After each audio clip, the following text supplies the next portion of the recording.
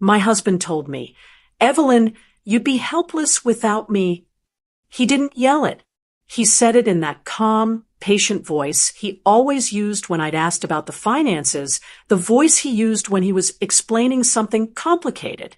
He said it like he was telling me the sky was blue, a simple, undeniable fact. Now, I live a life that's beyond his luxury level. But to understand how I got here, you have to understand where I was on that Tuesday in October. The room was cold, not just the air conditioning, but the feel of it. Everything was polished to a cold shine. The long mahogany table, the leather chairs that sighed when you moved, the heavy, expensive pen they gave me to sign my life away. Richard sat across from me, my husband of 45 years. He sat next to his attorney, Mark. I'd known Mark for 20 years. He and Richard played golf at the club. I'd served them iced tea on my patio. Now, Mark wouldn't meet my eyes. He just kept shuffling papers and talking about amicable dissolution. There was nothing amicable about it. Richard just looked bored, impatient, like he was waiting for a tea time, and I was holding him up. Mark slid a thick stack of papers across the table. "As you can see, Evelyn," he said, his voice smooth, "Richard is being extremely generous." Generous. That was the word they used. "You keep the house in Highland Park," he continued. "Fully paid off, of course. And the alimony, well, it's more than generous. It's security for life." Security. I thought about that word. He made it sound like I was a pet being moved to a new, comfortable kennel. I looked at Richard. He was checking his watch. 45 years. 45 years of raising our 2 children in that house. 45 years of hosting his partners, his clients, managing the staff, planning the dinners, and sitting beside him at banquets, smiling until my face hurt. All of it, my entire life's work, was reduced to security. My voice felt rusty. What about the portfolio? Mark stiffened. Richard actually let out a sigh, a little puff of air, as if I brought up something distasteful. "Evelyn," Richard said, cutting his lawyer off. He used that patient voice again. "The portfolio is business. It's complicated. It's tied up in assets you wouldn't understand. The tax implications alone. I understand that we built it together," I said. My voice was quiet, but it cut through the hum of the air conditioner. "I remember in 1985, when we bought that first tech stock. My father suggested it.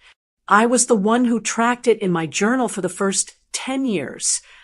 Richard actually smiled. He looked at Mark, a little see what I have to deal with kind of smile. "Evelyn, please," he said, his voice laced with pity. "Don't make this difficult. This is all handled. It's done. You're being taken care of." That's when he leaned forward, putting his hands flat on that polished table. "You'd be helpless without me, Evelyn. You don't have the faintest idea how the real world works." There it was. The thing he probably thought for decades, finally said out loud. The air in the office was absolute. Even Mark looked down at his papers. The room smelled like expensive leather and floor wax. Helpless. All the times I'd balanced the household books to the penny, managed the repairs, the investments for the kids' college funds. All of it was just a game to him. I was a child playing in the fake world. He was the one who worked in the real world. My hand was trembling. I won't lie about that. I felt the heat rise in my face, the sting of pure humiliation. I wanted to scream. I wanted to tell him who really reminded him to pull his money out before the 2008 crash. I wanted to throw that heavy, expensive pen right at his smug face. But I didn't. I just listened. I let the word land. Helpless. I looked at him, really looked at him, maybe for the first time in 20 years. I saw a man who didn't know me at all. He had been my partner for nearly half a century, and he thought I was an invalid. And in that cold, quiet, devastating moment. A strange calm settled over me. The trembling in my hand didn't stop, but it wasn't just fear anymore. It was something else. He thought the settlement was my entire world. He thought that by giving me the house and the alimony, he was giving me everything I could possibly manage. He had no idea what I was capable of. He had forgotten who I was before I met him. He had forgotten who my father was. But in that moment, I remembered. That's when the clarity came. He wasn't sentencing me to a life of helpless security. He was handing me my freedom. He just didn't know it. I picked up the pen. I didn't argue. I didn't cry. I just signed my name on every line Mark pointed to. I didn't argue. I just listened. And I remembered. I remembered every single word. Helpless. I let that word echo in my head. I let it burn because I knew I was going to need it. When I got back to the house, the silence was the first thing that hit me. It was so complete, so heavy, it felt like the walls were holding their breath. Richard's things were already gone. His closet was cleared out. His study, the one I was never supposed to bother him in, was just a room with a desk. He'd moved out weeks before to a downtown apartment, or I assumed to her apartment. It didn't matter. He was gone. The first morning was the hardest. I woke up at 6, just like I had for 45 years. My body just did it. I went to the kitchen to make coffee, and I automatically reached for 2 mugs from the cupboard. His favorite one, the heavy blue one, was still there. I stood there holding it, the porcelain cold in my hand. I don't know how long I stood there, just staring at it. Finally, I put it back on the shelf. That one simple act felt more final than signing the papers. I made 1 cup of coffee and sat at the breakfast nook, overlooking the patio I'd spent 20 years landscaping. The newspaper was on the driveway. I didn't get it. I just sat and waited. I was waiting for the sound of his shower, the sound of his footsteps coming down the stairs, the sound of him clearing his throat. I was waiting for him to ask me where his favorite golf shirt was. The only sound was the ticking of the clock over the stove. It was a loud, hollow sound in the empty room. My life had been a complex schedule of other people's needs. Managing the house, managing the social calendar, managing the kids' lives, and managing Richard's.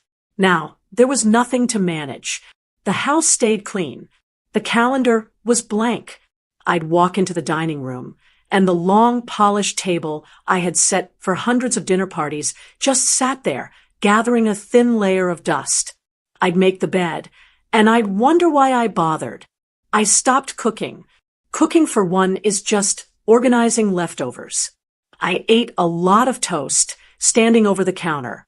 I felt like a ghost in my own home. The friends I'd had for decades, the women from the country club, my tennis partners, they called at first.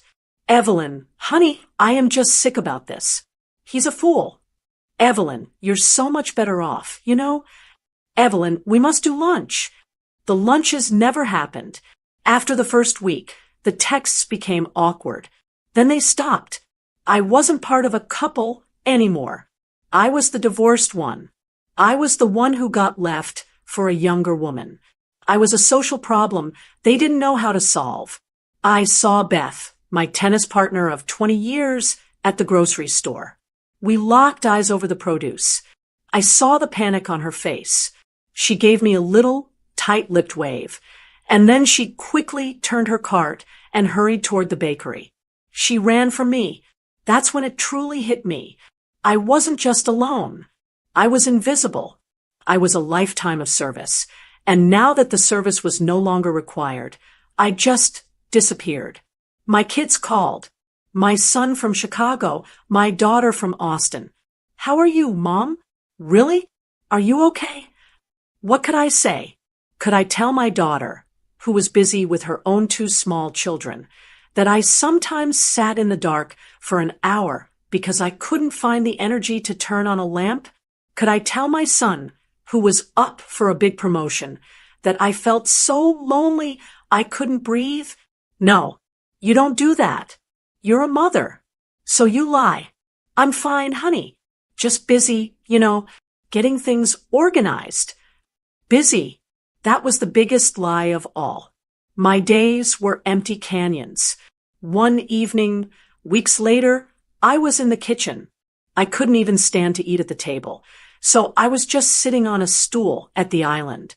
I was looking for a pen to write a grocery list just to have something to do the next day.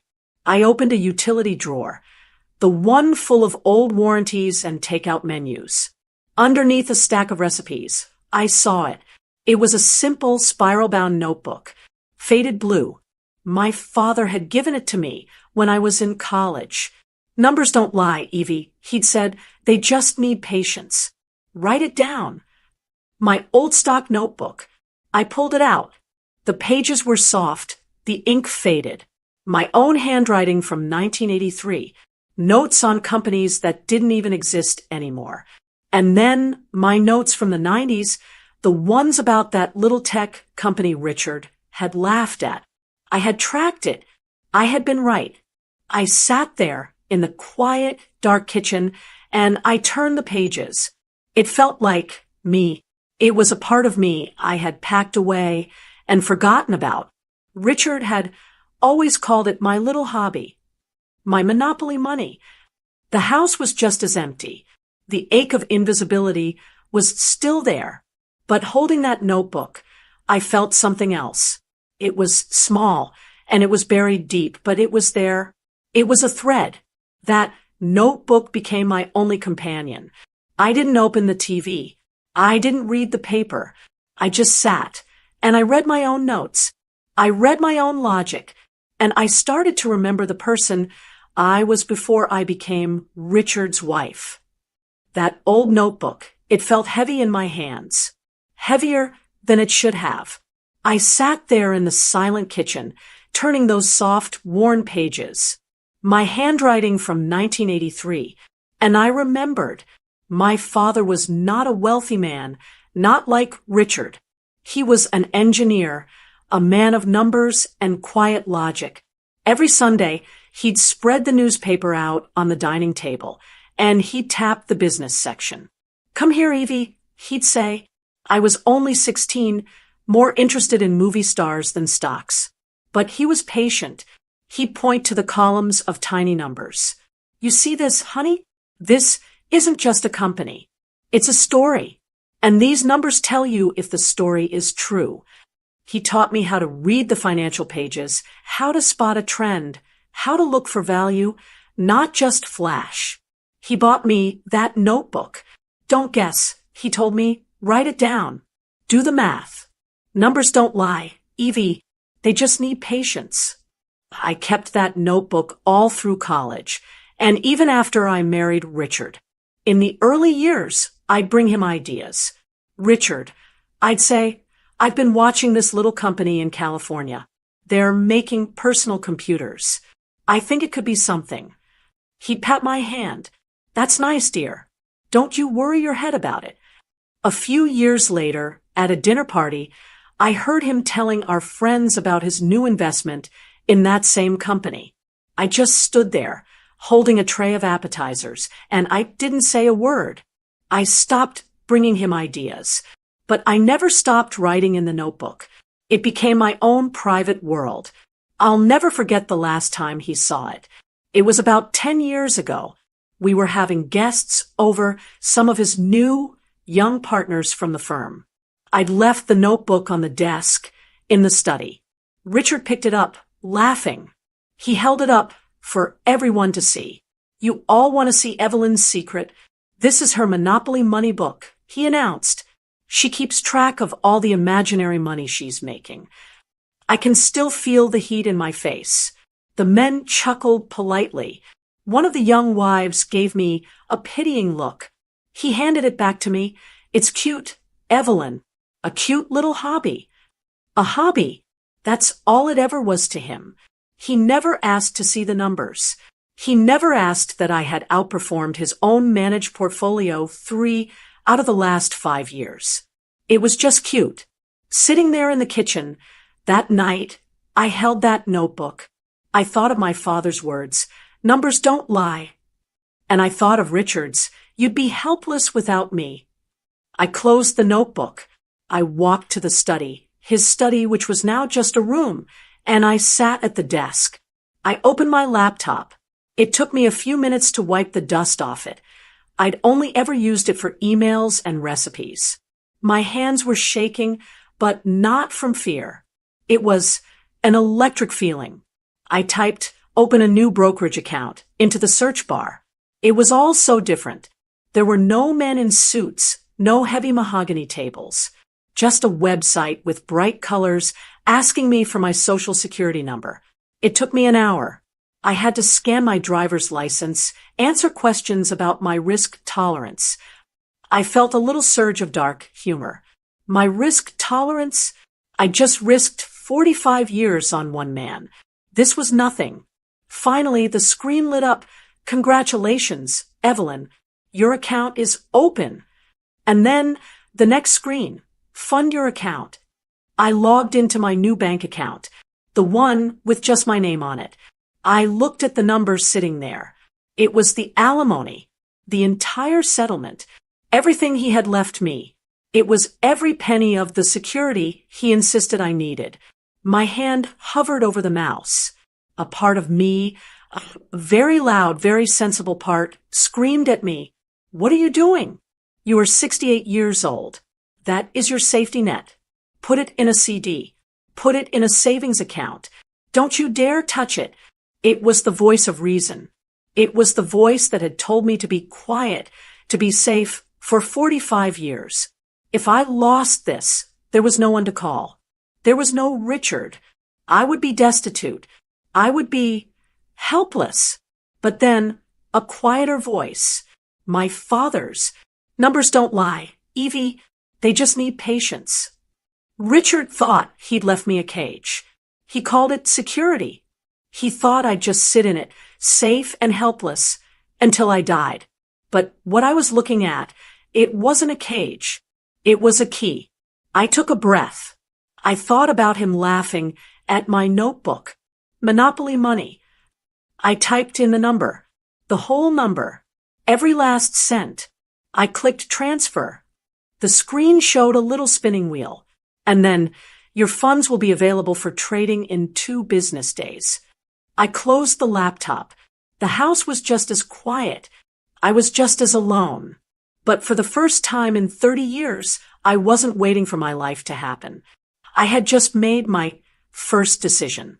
It was terrifying, and it was mine. 2 business days later, the money was there. It just sat in the account, a big, terrifying number next to the word available. I stared at it. That was it. That was my security for life. And I, a 68-year-old woman who had just figured out how to use a laptop, was about to gamble it on the stock market. Richard's voice was so clear in my head. "You'd be helpless, Evelyn." I opened the trading platform. It was nothing like my father's newspaper. It was an assault, a flashing, blinking chaos of numbers, of red and green arrows going up and down, of charts that looked like mountain ranges. There were tickers scrolling by so fast I couldn't read them. Words I'd never heard of. ETFs. Options. Crypto. I was completely, utterly overwhelmed. I felt like I had stepped off a quiet country road and onto the middle of a 6-lane highway. So I did the only thing I could. I started to study, day and night. My kitchen island was covered in notebooks. I turned to YouTube. Evelyn Barnes, sat there for hours, taking notes from a young man in his 20s with bright blue hair, who was talking about bullish divergence. He talked so fast. I had to pause the video every 10 seconds just to write down what he said. I signed up for a free Zoom webinar. When the screen lit up, it was a grid of faces. They were all young. They looked like my children, like my son's friends. I was the only one with gray hair, sitting there in my quiet, empty house. They all talked in this rapid-fire shorthand. This code. I felt that old sting of invisibility, that feeling of being the old woman in the corner that no one bothers with. But this time, it was different. I didn't want them to notice me. I just wanted to listen. After a week, I knew I had to do something. I couldn't just stare at the money. So I started small. I bought a few shares of a company I knew, a big department store I'd shopped at my whole life. It felt safe. I didn't do much research. I just bought it. I checked it the next day. It was down $50. The day after, it was down $200. By the end of the week, I had lost $500. My stomach just sank. $500. I could have bought groceries for a month with that. I could have had the gardener replant the azaleas. I felt sick. Richard's voice came roaring back. You don't have the faintest idea how the real world works. He was right. I was a fool. An old, foolish woman playing a game. She didn't understand. I was gambling with my entire future. The panic was so cold, so complete. I almost did it. I almost hit the button to sell everything, to pull the money out and hide it in a CD where it belonged. I closed the laptop. My hands were shaking again, just like they had in the lawyer's office. I walked into the kitchen and saw my father's old faded blue notebook sitting on the counter. I picked it up. His handwriting. Numbers don't lie, Evie. They just need patience. I took a deep breath. I was not a gambler. My father wasn't a gambler. He was an engineer. I started over. I turned off the YouTube videos of the fast-talking boys. I ignored the hot stock tips flashing on the screen. I went back to basics. I spent 2 solid weeks just reading, not watching, reading. I read quarterly reports. I read industry forecasts. I looked for the story behind the numbers, just like my father had taught me. I ignored the sectors I didn't understand, the crypto, the strange tech startups. I focused on what I knew. Healthcare. I'd spent decades managing my family's health. And renewable energy. I knew the world was changing. I found a company. It wasn't flashy. It was a medical device company out of Minnesota. They had a new patent for a heart valve. It wasn't a hot stock, but I read their reports. I read their competitors' reports. I looked at their debt. I looked at their leadership, and I saw a story, a true story of steady growth. It wasn't a guess. It was a thesis. My heart was pounding so hard, I could feel it in my throat. This was the real test. I sold the department store stock. I just took the loss. I ate it. And then I typed in the number, $10,000. I put it all on this one quiet, boring company. I clicked buy. And then I walked away. I forced myself not to look at it every 5 minutes. Patience, Evie. I waited a whole week. It was the longest week of my life. On Tuesday morning, I made my coffee. I sat down at the desk. I opened the laptop. I logged in. I looked at the number. The stock was up. It was up 15%. I had made $1,500. I just stared at the screen. It wasn't the money. It wasn't the number. It was the proof. My logic was sound. My research was good. My father's rules still worked. I did it. Evelyn Barnes, had done it. Richard was wrong. I wasn't helpless. I was competent. I closed the laptop.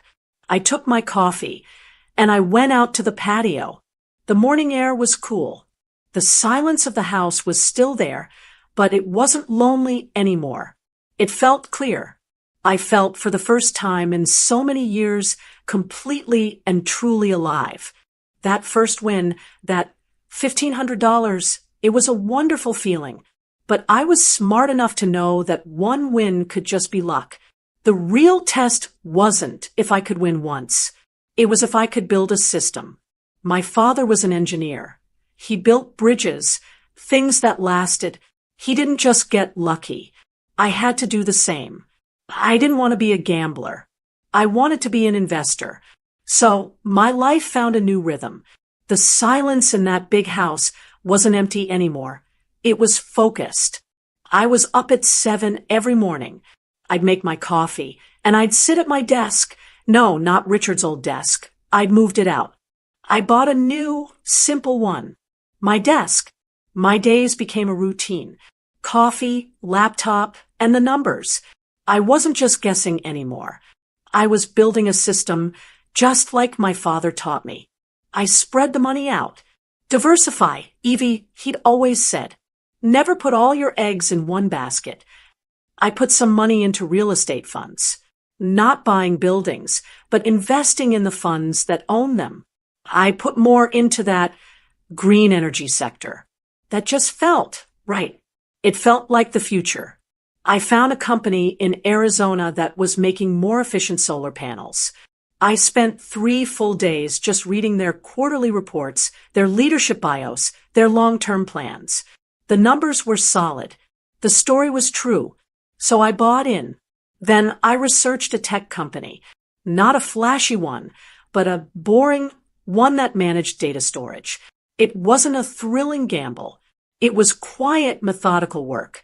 It felt like tending my patio garden. You weed, you water, you prune, and you trust the process. I wasn't perfect. Oh, I made mistakes. I got cocky. There was one tech stock. Everyone on the financial news was raving about it. It was the next big thing. I got caught up in the excitement. I felt that itch, that I'm missing out feeling. I bought a significant position, more than I should have, without doing my own deep research. I was following the crowd. 2 days later, they released a terrible earnings report. The stock dropped 30% in an hour. I lost more than I care to admit. In just a few minutes, the floor just fell out of my stomach. That old, cold panic came right back. Helpless, helpless. I could hear Richard's voice, but this time something new came right after the panic. I was angry, furious, at myself. I had broken my own rule. I'd listened to the noise, not the numbers. I sold it immediately. I took the loss. It was an expensive lesson, but I learned it. I wrote it in my faded blue notebook, right under a note from 1987. I am not a gambler. I am an investor. Stick to the system. And I did. Month after month, my account grew. Steadily. The green energy stock did well. The medical device company was solid. The boring data company was a rock. After about 6 months, I looked at the number on the screen. It was bigger than my original alimony. I had made it all back. And then some. I was safe. But a funny thing happened. I realized the money wasn't the point anymore. I had security, but I didn't have a purpose. What was this all for? I thought about that feeling in the lawyer's office, that raw humiliation. I thought about all the women like me who'd been patted on the head and told, "Don't you worry your pretty head about it." I thought about what a difference it would have made if I'd had this knowledge, this power 30 years ago. So I did something. I opened another account, a private one. I called it the E. Barnes Foundation. E for Evelyn, E for Evie. It was completely anonymous. I found a small nonprofit that specialized in financial literacy for older women, women who were widowed or divorced, women who were starting over with nothing. I made my first donation.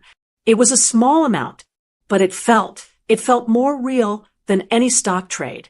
It felt like planting a tree. About a week later, I had to go to the country club to pick up a final piece of paperwork. I hadn't been inside in months. As I was walking out, I heard Susan and Carol, 2 women I'd played bridge with for 20 years. They were at a table, their voices low and sharp. "Can you believe it?" Susan was saying. "He looks terrible. She's half his age and spending him into the ground. I heard his partners at the firm are furious." Something about his reputation. Carol said, "Well, what did he expect? He threw away a diamond." They didn't see me. I just kept walking. I got in my car. I sat there for a moment, and I expected to feel something, a little bit of victory, a little bit of sadness. I felt nothing. It was like hearing gossip about a stranger. It had nothing to do with me. I had to get home. I had quarterly reports to review. My world wasn't that big, silent house anymore. It was my desk, my notebooks, and the small anonymous thank you email from the literacy program. The more my portfolio grew, the more I gave. And the more I gave, the lighter I felt. My old life had been about luxury. This new life, this was about peace. I was building my own foundation, one that Richard couldn't see, couldn't touch, and couldn't ever laugh at. For a year, my life was a quiet routine. Coffee, research, trades, donations, repeat. It was steady. I wasn't trying to get rich quick. I was just building. I was tending my garden. My account grew, my foundation account grew, and I found a rhythm that felt like my own. Then one Tuesday morning, everything changed. I was at my desk, like always.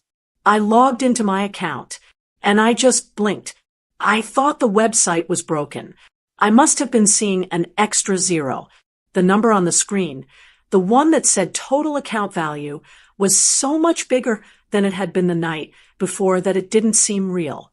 It had to be a glitch. I looked down at my individual holdings, and I saw it. The Arizona Solar Panel Company. It was bright green. The numbers next to it were flashing so fast. It was up, not 5%, not 10%. It was up 45%. Overnight, my hands fumbled on the keyboard. I opened a new window and typed in the company's name. It was the lead story on every financial site. Breakthrough in solar efficiency. Massive government contracts awarded. A new era in renewable energy. I had done the research. I had read their reports. I saw their potential. I thought they were a good, solid 5-year investment. I never, in my wildest dreams, expected this. My thesis, it wasn't just right. It was explosive. I sat there, staring at the screen. The amount of money was staggering. It was more money than Richard had ever let me see.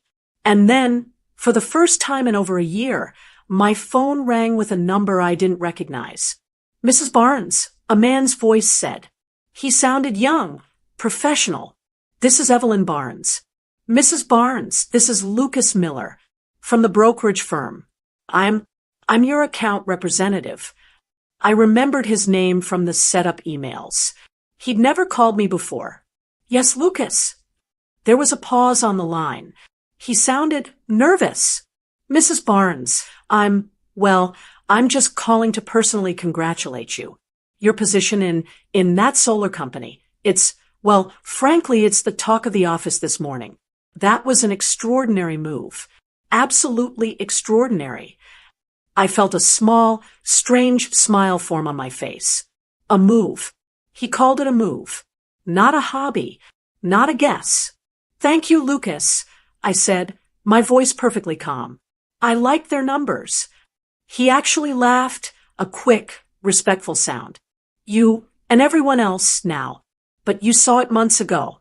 Look, Mrs. Barnes, the real reason I'm calling my firm, we host a private investor summit every year. It's in New York City. It's for our highest value clients. People who are managing significant portfolios. I think you belong in that room. I'd like to formally invite you. New York City, the real world.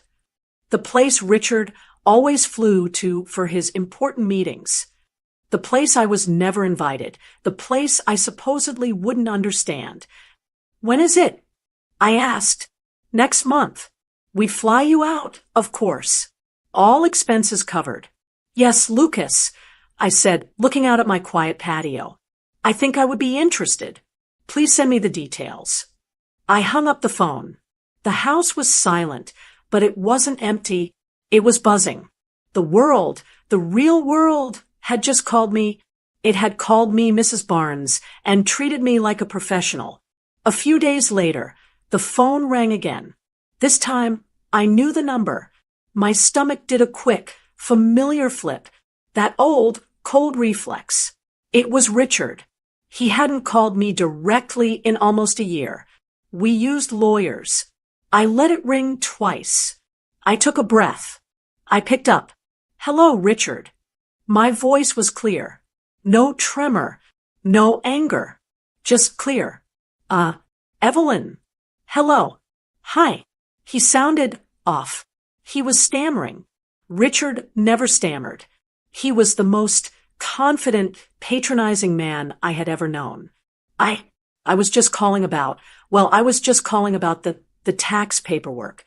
I said nothing. I just waited. The silence stretched. He was the one filling it. Yes, he continued. The accountant, he sent over some forms about the assets. The split. It's all very complicated. Complicated. His word.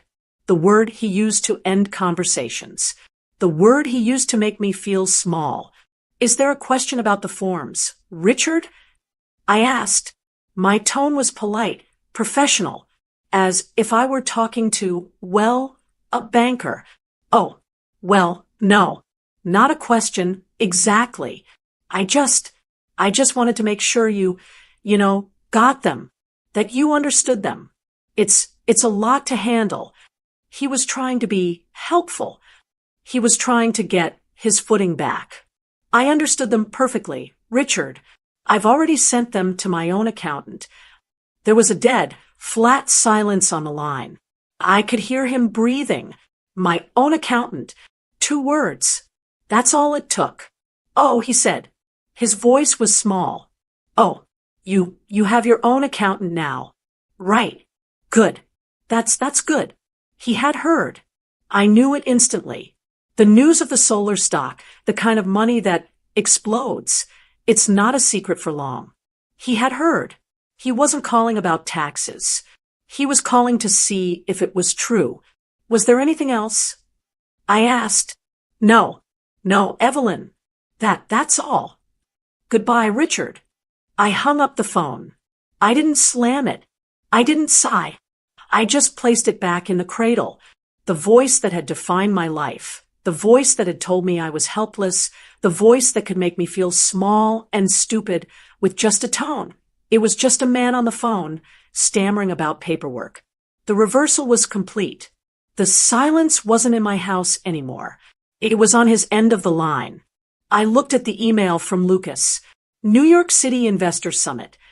I had a plane to catch. I went to New York. I packed my best 2 suits, the ones I'd only ever worn to weddings and funerals, and I got on that plane. The city was a lot. It was loud and fast and smelled like diesel and hot pretzels. For the first hour, I felt small again. I felt like the woman from Dallas who had no business being there. But the next morning, I walked into that summit. It was in a glass ballroom overlooking the city. It was a room full of men in expensive, dark suits. They all looked just like Richard. They all had that same impatient, real-world energy. Lucas, the young banker, met me at the door. He didn't treat me like an old woman. He treated me like a client. He treated me like I mattered. He walked me into that room, and I saw them turn and look. Evelyn, he said, this is Mark, this is David, this is Evelyn Barnes. She's the one who saw the solar move 6 months out. The men didn't pat my hand. They didn't smile at me politely. They looked at me. They shook my hand. They asked me questions. What metrics were you tracking? What's your read on the energy sector now? I just told them the truth. I told them what my father taught me. I don't watch the noise. I said, I read the numbers. The story is always in the numbers. I didn't talk a lot. I'm not a loud person. I just listened, and when I did speak, I said what I knew. I felt solid. I wasn't Richard's wife. I wasn't a hostess. I was an investor. I belonged in that room. At lunch, Lucas introduced me to a journalist, a sharp, smart-looking woman about my daughter's age. "This is Annabelle," he said. "She's with Forbes. She's writing a piece on new investment voices." Annabelle and I talked for 20 minutes. She asked about my strategy. I just told her my story. I told her about my father and the notebook and how numbers tell a story. I thought nothing of it. A few weeks later, her assistant called. They wanted to do a full feature. A photographer, a very nice young man, came to my house in Dallas. He didn't want pictures of me on the patio. He wanted me at my desk with my laptop and my father's faded blue notebook open right next to it. I didn't hear from them again for a month. Then, one morning, my phone rang. It was my son from Chicago. His voice was so strange. Mom, have you been to a grocery store this morning?" "No, honey, why?" "Just go to a bookstore. Call me back." I drove to the local Barnes and Noble. I walked in, and there, on the main wall of new magazines, I saw it, and I just had to stop. It was Forbes, the cover of Forbes, and it was me. It wasn't a glamour shot. I was just me, Evelyn Barnes, 69 years old. I was sitting at my desk, looking right at the camera. I wasn't smiling a big, fake smile.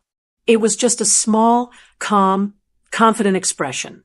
And the headline, in huge white letters right across my chest, "The Quiet Lioness of Wall Street, the investor who outsmarted corporate giants." I bought 5 copies. I sat in my car in the parking lot, just holding one. The Quiet Lioness. I had to laugh. I had never been a lioness. I was just Evie. The story of what happened next, my old friend Janet told me. She was still a member at the country club. She called me absolutely giddy. Richard, she said, was in the men's grill, right where he always was, having lunch with his partners. Mark, his lawyer, was there. All of them. Someone, one of the other members, walked in, holding the magazine. He tossed it right on Richard's table. "Hey, Richard," the man said, "isn't this your Evelyn?" Janet said the whole room went still. Richard picked it up. He looked at the cover, and his face, she said, it just froze. All the color drained out of it. He just stared at my picture. His friends, his partners, they all leaned in. They were reading the headline out loud. "The Quiet Lioness outsmarted corporate giants." Janet said one of his golf buddies, a man who'd known us for 30 years, just looked at the cover, then at Richard, and he said, "Helpless?" "Huh, Richard?" Looks like she knew exactly how the real world works. Richard didn't say a word. He didn't yell. He didn't make an excuse. He just dropped the magazine. He stood up so fast his chair almost fell over. And he walked out of the grill. He just left his friends his half-eaten lunch. All of it. He just walked out. My phone was quiet all day. My children called, crying and laughing. Lucas called, ecstatic. But from Richard, nothing. Until that evening. My phone buzzed on the counter. A text message. From him. I looked at it for a long time. Just 5 words. "You've done well for yourself." That was it. Not, "I'm sorry." Not, "I was wrong." Not, "Congratulations." Just, "You've done well for yourself." It was still him. Still the man who had to be the judge. The one who hands out the approval. I sat there looking at that text. I thought of all the things I could say. I thought of a dozen sharp, angry, bitter things. I could have told him what Janet saw at the club. I could have sent him a picture of my account balance. I could have told him just how small he'd made me feel. But that would have been his kind of victory. Loud and bitter. I wanted my kind of victory. Quiet and true. My fingers typed one single sentence. I read it back. It was the truth. It was the only thing left to say. I always could. You just never noticed. I hit send, and I felt the last, final thread break. I was free. I put the phone down after I sent that text. I didn't wait for a reply. I didn't even look to see if he read it. It didn't matter. It was finished. That was a year ago. I'm not in Dallas anymore. I sold the house. The big, silent, empty house in Highland Park. It was full of ghosts.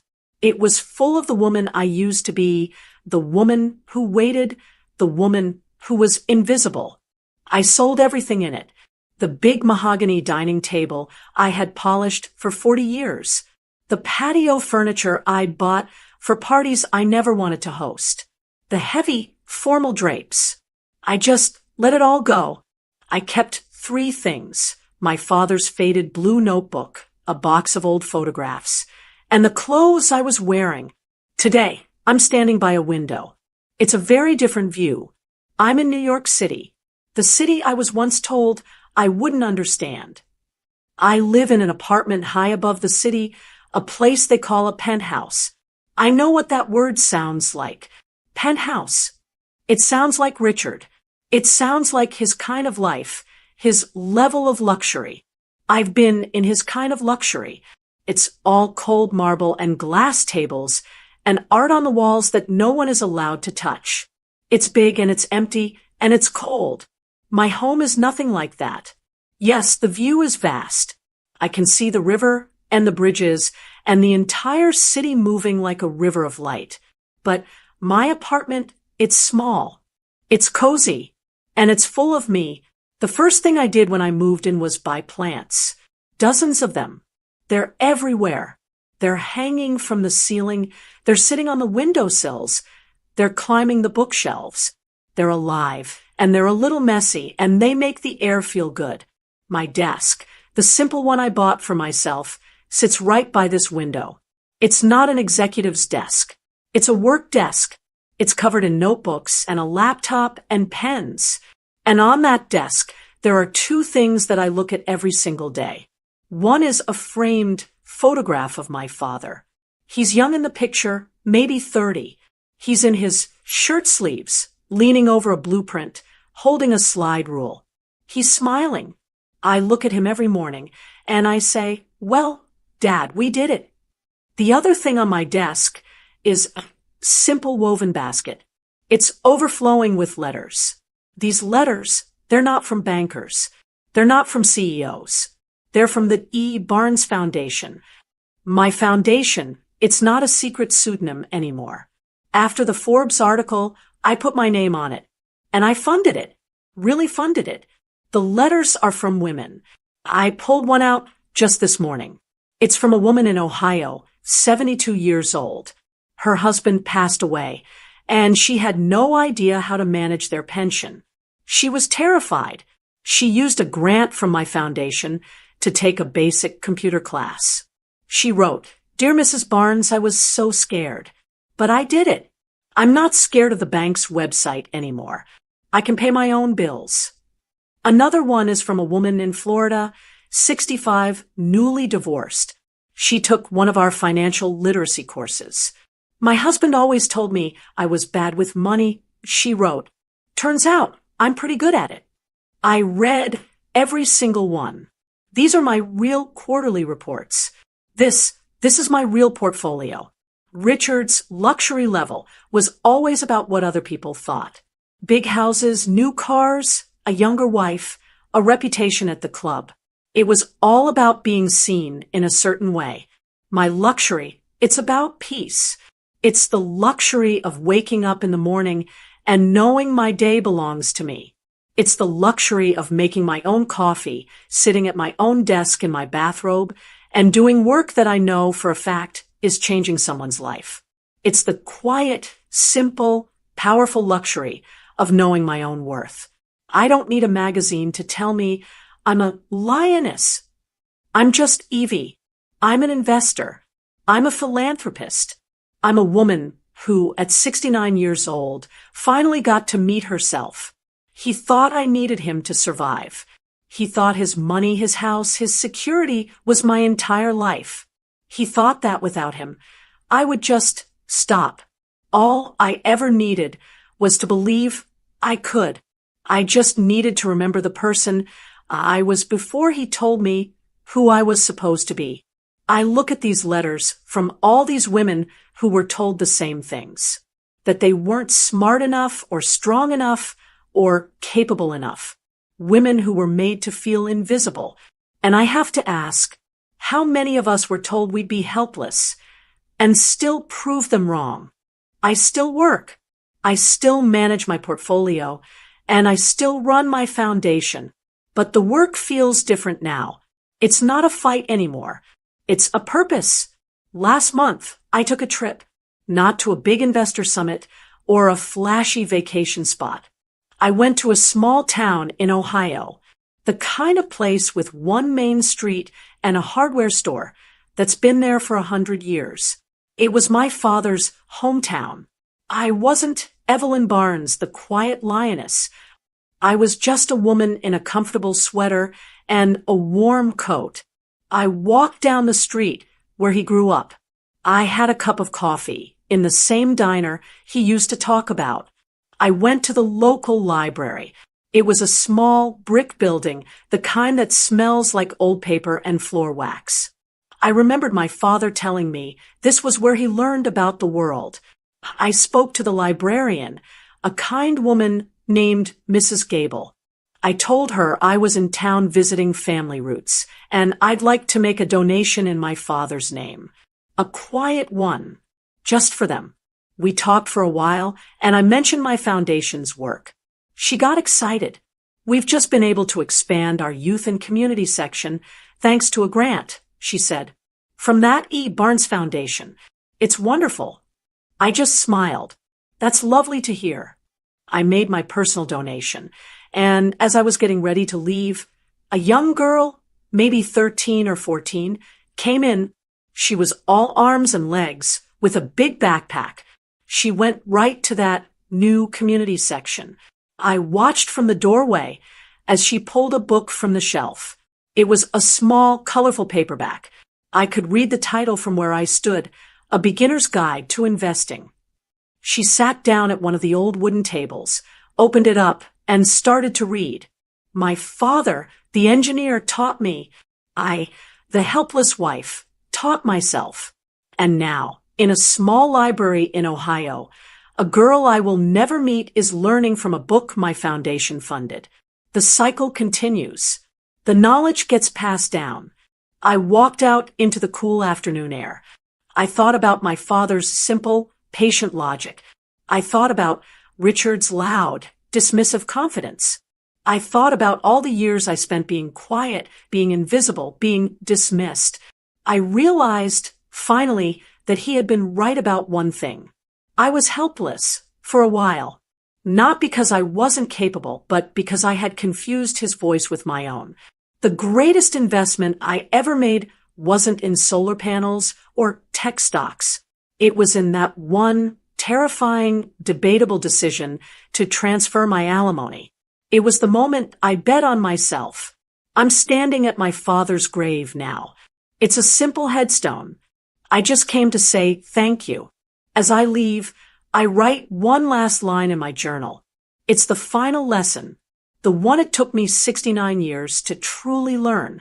Never confuse silence with weakness. Thank you for watching. If Evelyn's journey spoke to you, or if you've ever felt underestimated, please let us know in the comments. Your story matters. Please help us share these messages by liking this video and sharing it with someone who might need to hear it. And if you'd like to hear more stories of reinvention and empowerment, please subscribe to the channel. We have so much more to share with you.